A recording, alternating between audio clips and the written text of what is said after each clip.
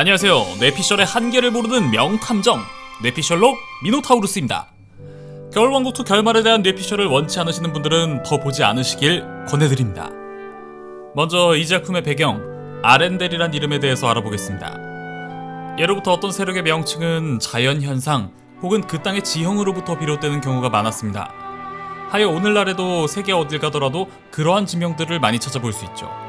겨울왕국의 배경이 되는 국가 아렌델 역시 마찬가지일 겁니다. 아렌델이란 명칭을 하나씩 분해해보면 다이아몬드 형태, 즉 마른 목골을 의미하는 단어 아란과 계곡을 의미하는 단어 델의 합성어로 추측해볼 수 있습니다. 물론 아렌델의 철자는 ARENDELL이지만 하나의 지명으로 합쳐지는 과정에서 약간의 변형이 있었던 걸로 볼 수 있겠는데요. 디즈니가 겨울왕국을 기획하는 단계에서 아렌델을 만들 때 노르웨이를 많이 참고했다고 하죠. 때문에 실제로 겨울왕국의 아렌델의 지형은 노르웨이의 계곡과 몹시 유사합니다. 그렇다면 이 아렌델이란 지명의 의미는 마른모의 계곡이란 뜻인데, 사실 겨울왕국 1편에서 보여진 아렌델의 지형 어디를 보더라도 마른모골로 보여지는 곳은 없었습니다. 이는 곧 아렌델의 아란은 지형이 아니라 자연현상인 것으로 유추해볼 수 있는데요. 이에 대한 실마리는 이번에 공개된 겨울왕국2의 예고편에서 확인해볼 수 있습니다. 이번에 공개된 공식 트레일러 그 두 번째 편에서 엘사를 중심으로 온 아렌델의 마른 목골에 반짝이는 무언가가 퍼져나가는 것을 우리는 확인할 수 있는데요. 그 뒤로부터 온 아렌델의 불, 바람, 그리고 땅이 요동치죠. 때문에 인과적으로 생각해봤을 때 이런 아렌델의 한바탕 난리는 바로 예고편에서의 엘사로부터 나타난 이 마른 모들의 등장으로 볼 수 있습니다. 그렇다면 대체 이 마른 모들은 무엇이냐? 제 예상에는 이 마른 모들은 마법의 원천, 사원소일 것으로 보입니다. 여기서 나오는 게 바로 사원소설이죠. 사원소설은 이러한 물, 불, 공기, 흙, 이 네 가지 원소로 세상 만물이 이루어졌다고 보는 고대 그리스 학자들로부터 비롯된 이론인데요. 이걸 사원소설로 보는 건 다른 리뷰어분들도 분석 영상을 통해서 많이들 이야기하신 부분이지만, 이어서 나올 저의 뇌피셜을 자연스럽게 설명하기 위해서 약간의 부가적인 설명과 함께 한 번 더 설명하겠습니다. 엘사에 의해 아렌델 전역에 나타나 막대한 피해를 낳은 이 마른 목골을 자세히 보면 각각 조금씩 다른 문양이 그려져 있는 걸 확인할 수 있습니다. 이는 공식 설정을 통해서도 물, 불, 바람, 땅 속성인 것을 알 수 있죠. 이 원소들이 나타나고 한바탕 아렌델에 난리가 나는데요. 이 현상 중 가장 눈여겨봐야 할 것이 바로 불입니다. 우리가 알고 있는 불은 보통 밝게 빛나는 붉은색과 노란색의 모습인데요. 이 마른 모들이 나타나고서 폭주하는 불은 그렇지 않습니다. 자주색에 가깝죠? 이후 예고편에 등장하는 모든 마법의 불이 자주색으로 등장합니다. 자주색의 불꽃. 실제로 현실에서 우리가 관측할 수 있는 자주색 불꽃은 플라즈마 현상이죠. 사원소설이 완전히 옛날 옛적의 이론이지만 실제로 현대과학에서 이 사원소설을 해석할 때 흙은 고체, 물은 액체, 공기는 기체로 보고 가장 중요한 불은 플라즈마 현상으로 대응하여 보고 있습니다. 그런 점을 생각했을 때 굳이 마법의 불꽃을 플라즈마와 같은 색인 자주색으로 이 작품에서 표현한 이유는 뭘까요? 저는 이 불꽃을 굳이 플라즈마와 같은 자주색으로 표현한 것은 디즈니가 사원소설을 기반으로 하여 이 작품의 주요 설정들을 만들었다는 실마리를 남긴 것으로밖에 보이지 않습니다.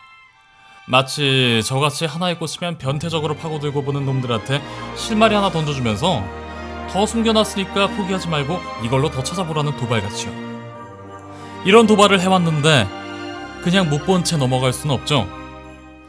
어디 한번 이 사원소설로 겨울왕국을 더 깊이 파고들어볼까요? 앞서 사원소설은 고대 그리스 학자들의 이론이라 설명했는데요. 이런 사원소설을 완성한 사람은 철학자 아리스토텔레스입니다. 아리스토텔레스는 이 사원소설을 완성하면서 이 네 가지 물, 불, 공기, 흙을 뛰어넘는 한 차원 높은 단계의 원소, 즉 제5원소가 있다고 말했는데요. 이는 에테르라 부르는 더 높은 차원의 원소입니다. 디즈니가 정말 4원 소설을 기반으로 겨울왕국을 기획했다면 분명 이 에테르에 해당하는 힘 역시 존재하겠죠. 저는 이 제5원소, 에테르에 해당하는 힘이 바로 엘사라고 예상해봅니다. 엘사의 힘은 모두가 잘 아시다시피 얼음인데요. 엘사가 겨울왕국 1편에서 이 얼음의 힘을 쓸 때마다 눈의 결정 모양이 보이곤 했죠. 이번 겨울왕국2 공식 포스터를 보면 눈의 결정이 그려져 있는데, 잘 보면 이 눈의 결정이 4개의 마름모로 이루어져 있고, 이 마름모의 중심에는 각각 물, 불, 바람, 흙을 상징하는 문양이 그려져 있습니다. 이는 곧 엘사의 얼음 능력이 이 4원소의 힘을 아우르는 보다 상위의 힘, 즉 제5원소라는 것을 암시하는 부분입니다. 그렇다면 엘사는 어떻게 이 4원소를 아우르는 제5원소의 힘을 가지게 된 걸까요? 이를 알아보기 위해선 다시 아렌델의 아란으로 돌아가야 합니다. 여기까지 했으니 아렌델의 아란이 어떤 의미인지는 다 짐작하실 거예요. 아란은 바로 마른 목골의 4원소를 뜻하는 것이죠. 아렌델은 즉 4원소의 계곡으로 해석할 수 있습니다.